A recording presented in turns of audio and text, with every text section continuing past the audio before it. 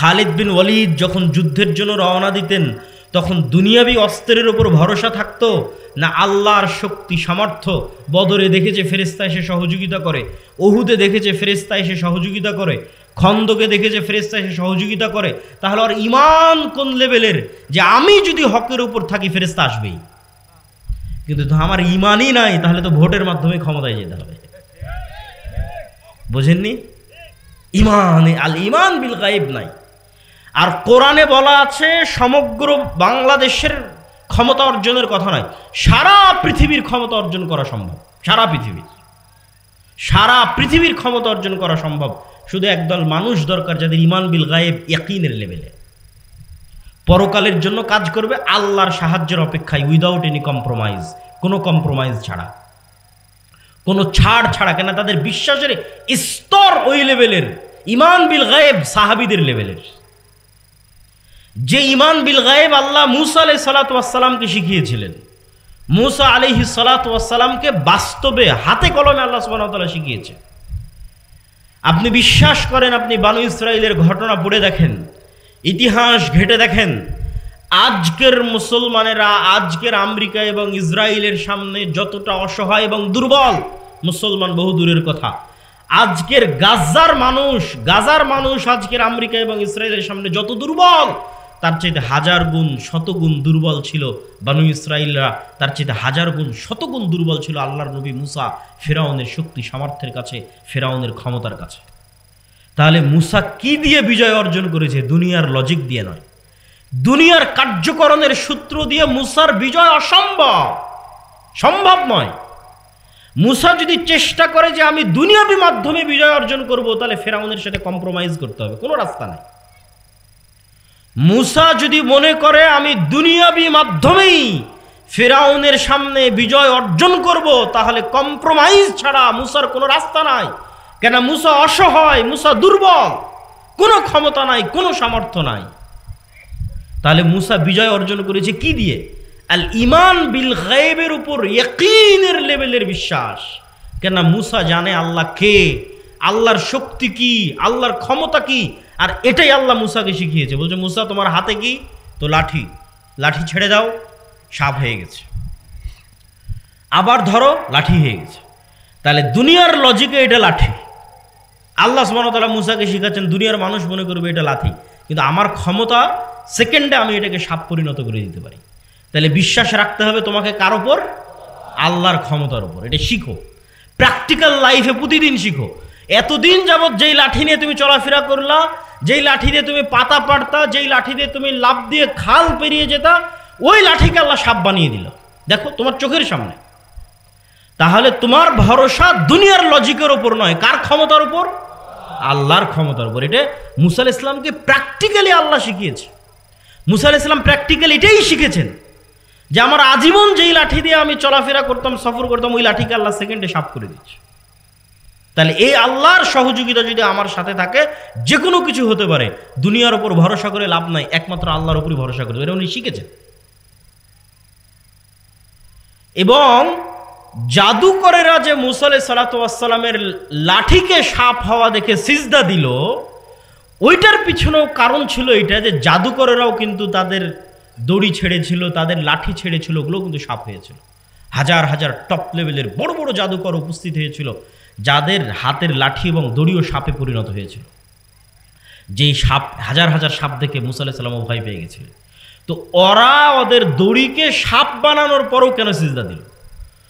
ওদের দড়িগুলো যে সাপ হয়েছিল, এটা ছিল চোখের ভেলকি, জাদুর সাপ, জাদু সত্য। আর মুসা আলাইহিস সালাতু ওয়াস সালামের লাঠি যে সাপ হয়েছিল, এটা জাদুর সাপ ছিল না, এটা একদম আস্ত জ্যান্ত পুকুরে নদীতে থাকা যে আল্লাহর সৃষ্টি যে জ্যান্ত সাপ, জাদুর নয়, একদম সেই জ্যান্ত সাপ হয়ে গেছিল মুসা আলাইহিস সালাতু ওয়াস সালামের লাঠি, যা ওদের সব সাপগুলোকে খেয়ে ফেলেছিল। জ্যান্ত আস্ত সাপ, এটা কোনো জাদুর সাপ নয়। তখন ওরা বুঝে গেছে এটা তো জাদু নয়, তো মহান আল্লাহর শক্তি, তখন সিজদা করেছে। তো মুসা আলাইহিস সালাতু ওয়াস সালামের এই লেভেলের ইয়াকিন ছিল আল্লাহর শক্তি এবং ক্ষমতার উপর।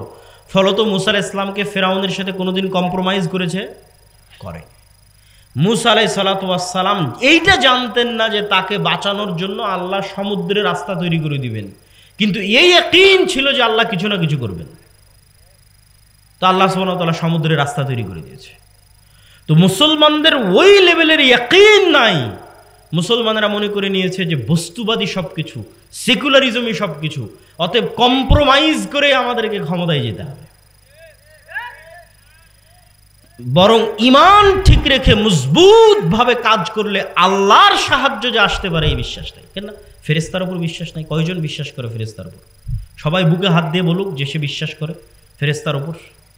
অথচ ফেরেশতার অস্তিত্ব কত অস্তিত্বশীল, ফেরেশতার অস্তিত্ব যে আপনি জন্মের পর আপনার বাবাকে দেখেছেন, জন্মের পর আপনার মাকে দেখেছেন, এখন বয়স হয়ে গেছে আপনার ছেলেকে দেখছেন।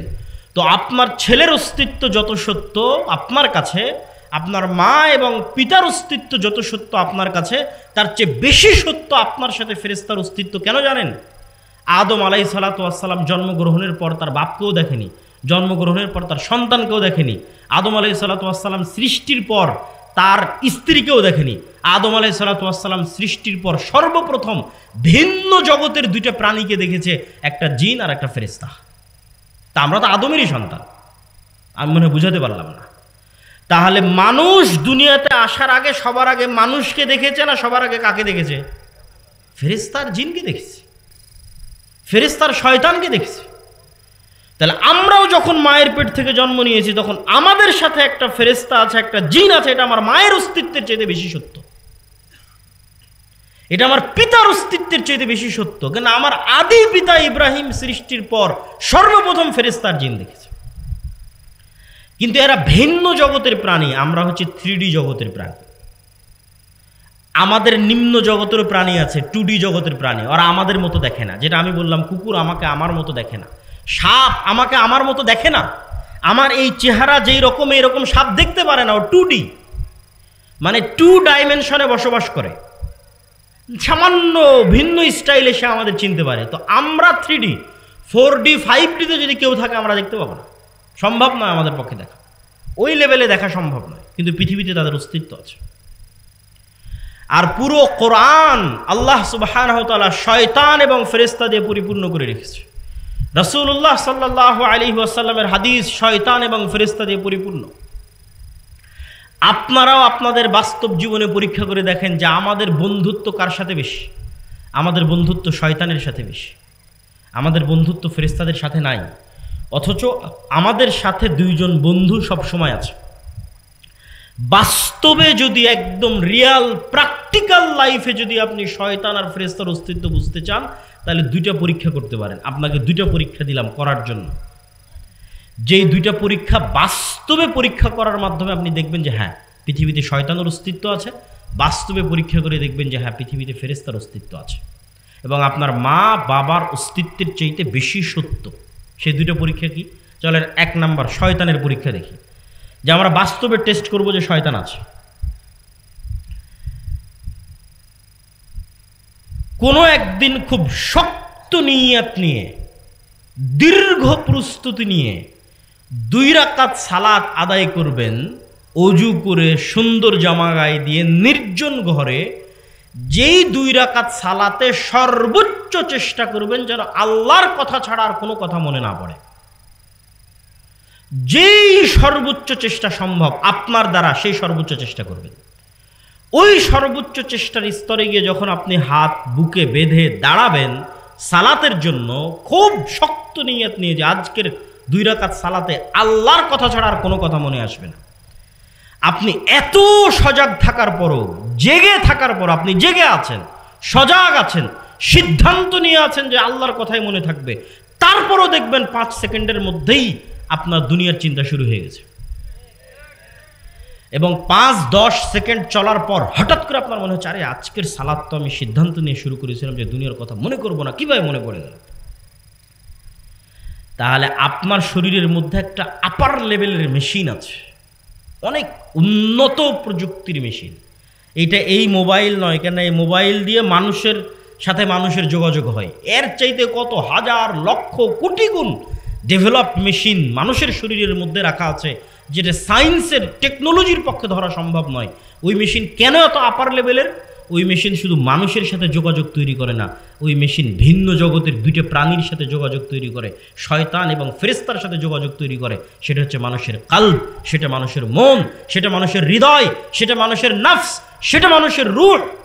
এটা অস্তিত্বশীল। আপনার নিজের এত চেষ্টা থাকার পরও আপনার অন্তরকে টান দিয়ে নিয়ে চলে যাবে। রাসূল সাল্লাল্লাহু আলাইহি ওয়াসাল্লামের হাদিসের ইবারত ইখতালিসু শয়তান, ইখতিলাসুন ইখতালিসু শয়তান।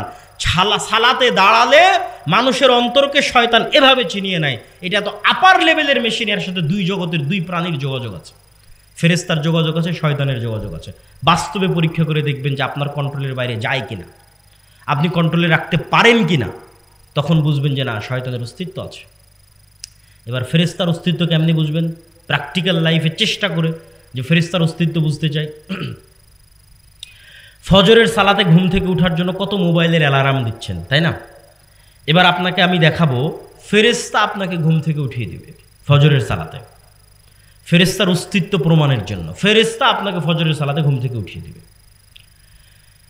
দুবাইয়ের যদি বিমানের টিকিট থাকে বা যদি ট্রেন থাকে ঢাকা, রাজশাহী, সিলেটের উদ্দেশ্যে সকাল 6টায়, তাহলে যেই রকম শক্ত নিয়ত থাকে যে কালকে ট্রেন মিস দেওয়া যাবে না, অথবা এসএসসি এইচএসসির পরীক্ষা থাকলে যেমন শক্ত নিয়ত থাকে সকাল 8টায় পরীক্ষা আছে, মিস দেওয়া যাবে না, ওর চাইতে আরও মজবুত নিয়তের যদি কোনো জায়গা থাকে তাহলে সেই লেভেলের মজবুত নিয়ত করেন যে কালকে ফজরের সালাতে উঠতে হবে।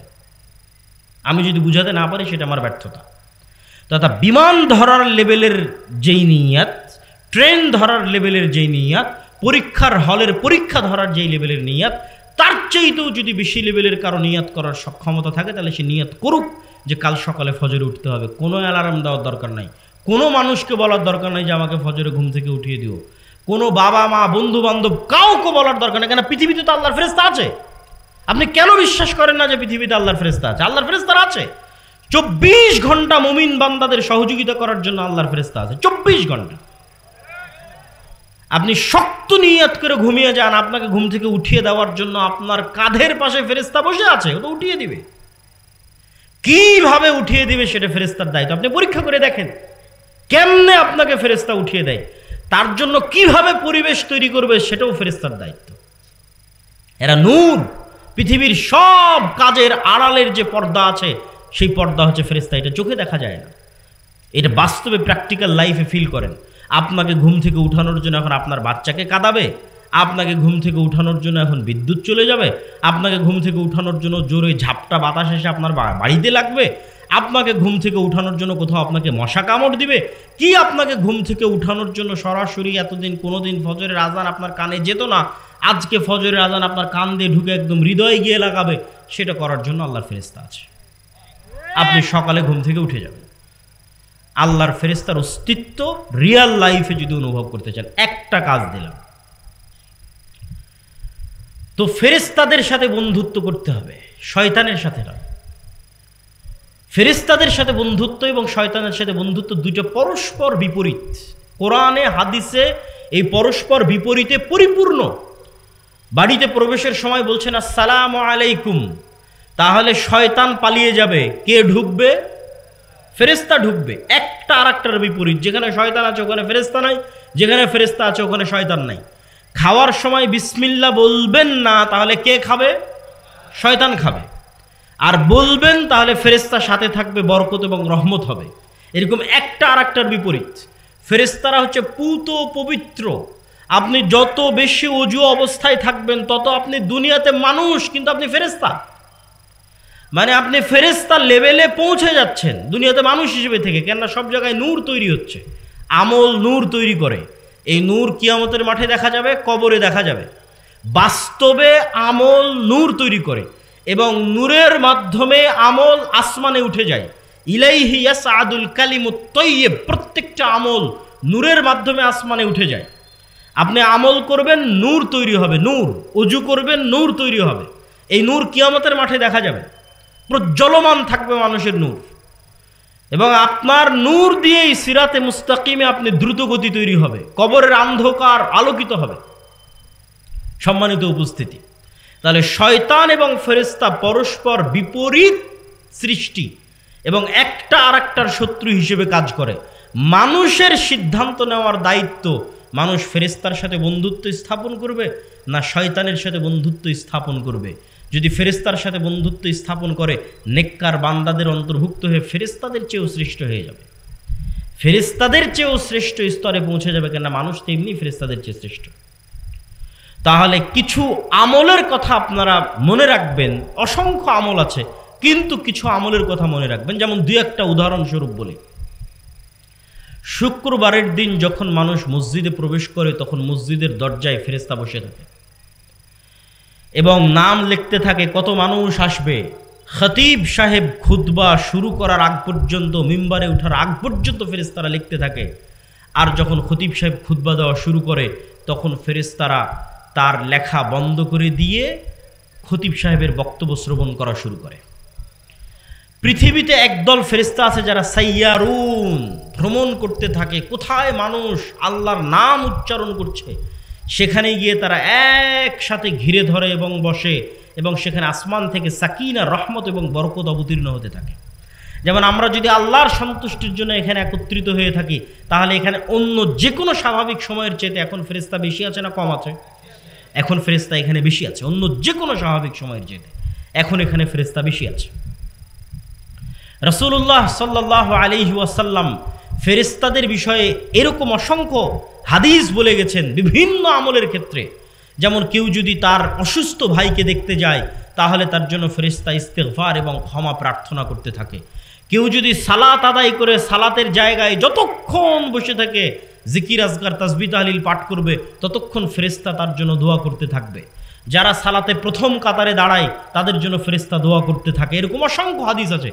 এগুলোর মাধ্যমে ফেরেশতাদের সাথে বন্ধুত্ব তৈরি হয়। আপনি আপনার সাথে ফেরেশতাকে দেখেও ফেলতে পারেন, অসম্ভব কিছু নয়। ফেরেশতার আলামত এবং অস্তিত্ব অনুভবও করে ফেলতে পারেন, অসম্ভব কিছু নয়। রাসূলুল্লাহ সাল্লাল্লাহু আলাইহি ওয়াসাল্লামের একজন সাহাবী রাতের বেলা কোরআন তেলাওয়াত করতেছে, সহিহ হাদিস। তো ঘোড়ার আস্তাবলের পাশে কোরআন তেলাওয়াত করতেছে।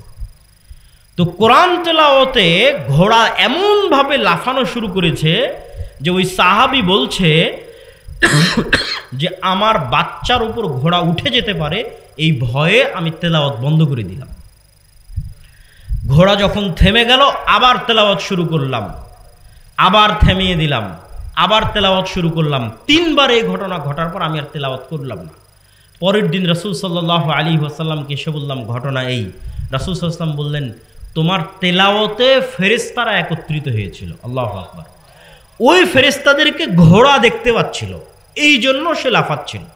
তুমি যদি সকাল পর্যন্ত তেলাওয়াত অব্যাহত রাখতে, তাহলে মানুষরাও ফেরেশতাদেরকে দেখে নিতে পারত। তাহলে ফেরেশতার অস্তিত্ব আপনি বাস্তবেও দেখে ফেলতে পারেন, অস্বাভাবিক কিছু নয়। কিন্তু ওই লেভেলের আমল লাগবে, ওই লেভেলের ঈমান লাগবে ফেরেশতার অস্তিত্ব দেখার জন্য। সম্মানিত উপস্থিতি, আজকের বক্তব্যের শেষের দিকে চলে এসেছি।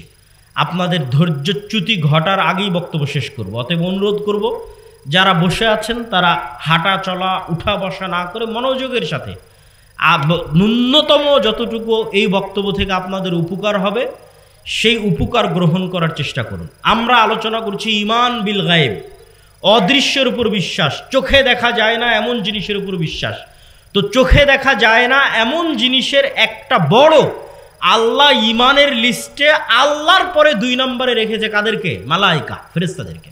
আল ঈমান বিল মালায়েকা।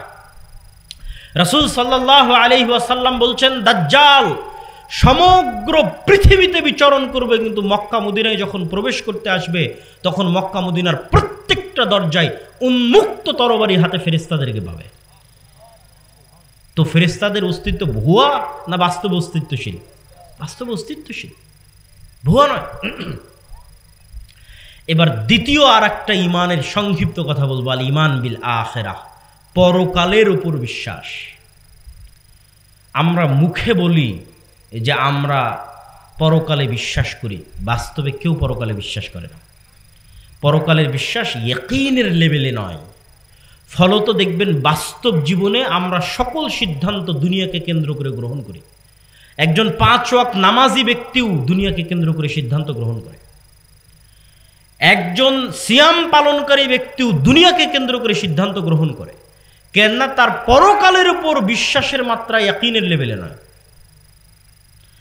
যে পরকালের জীবন প্রকৃত জীবন, দুনিয়ার জীবন কোনো জীবন নয়, এবং পরকালে আল্লাহ আমাদের পুনরায় জীবিত করবেন, এই বিশ্বাসের মাত্রা, যে যেন কিয়ামত হয়ে গেছে, যেন আমরা মৃত্যুবরণ করেছি অতীতকাল। আল্লাহ সুবহানাহু ওয়া তাআলা কোরআন মাজিদে কিয়ামতের কথা বলতে গিয়ে বহু জায়গায় অতীতকালের কথা বলেছেন, যে কিয়ামত সংঘটিত হয়ে গেছে, হবে এটা নয়। আব্দুল্লাহ বিন আব্দুর রাজ্জাক আজকের প্রোগ্রামে আসবে এটা সন্দেহযুক্ত, নাও আসতে পারি, নাও আসতে পারতাম, কিন্তু এখন আব্দুল্লাহ বিন আব্দুর রাজ্জাক এই প্রোগ্রামে এসে গেছে, এটা সন্দেহ না, এটা নিশ্চিত, নিশ্চিত। তো আল্লাহ বলছেন তোমরা বিশ্বাস করো, মানুষ কিন্তু বিশ্বাস করে এই লেভেলে, আমি মনে হয় মারা যাব, সবাই তো মরছে, আমিও মারা যেতে পারি, হয়তো কিয়ামত হবে, হয়তো জান্নাত এবং জাহান্নামে যাব, এই লেভেলের বিশ্বাস করলে আপনি কোনোদিন সঠিক সিদ্ধান্ত নিতে পারবেন না। আপনার বিশ্বাসের লেভেল নিয়ে যেতে হবে, মুসলমানদের বিশ্বাসের লেভেল নিয়ে যেতে হবে যে মৃত্যু হয়ে গেছে, আমি মারা গেছি। এটা কল্পনা করা কঠিন কিছু নয়।